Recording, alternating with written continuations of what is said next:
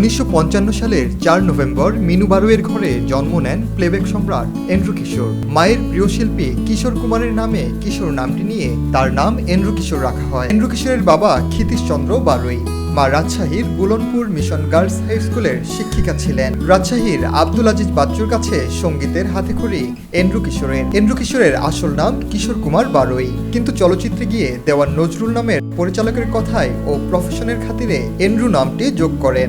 80-র দশকে প্লেব্যাক জগতে পা রাখার পর বাংলার পাশাপাশি হিন্দি সহ বহু চলচ্চিত্রের গানে কণ্ঠ দিয়েছেন এন্ড্রু কিশোর।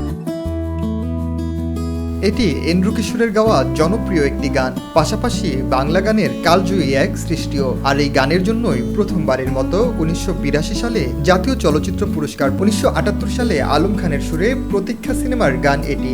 এন্ড্রুর রেকর্ড করা তৃতীয় গান হলেও এটি তার প্রথম রিলিজ হওয়া গান।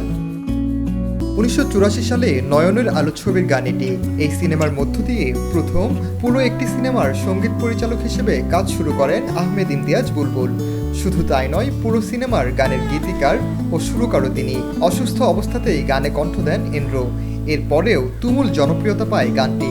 এটিও নয়নের আলো ছবির গান। এন্ড্রু কিশোরের জোড়াজুড়িতেই তখনকার কিশোরী সামিনা চৌধুরীর সঙ্গে ডুয়েট গান করেন এন্ড্রু।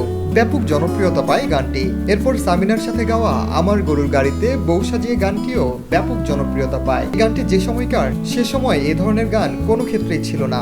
সিনেমায় তো নয়, কোনো ব্যান্ডেও এ ধরনের গান দেখা যায়নি। কারো ধারণাই ছিল না এরকম একটা গান হতে পারে। 1983 সালের নাগ পূর্ণিমা সিনেমার গান এটি।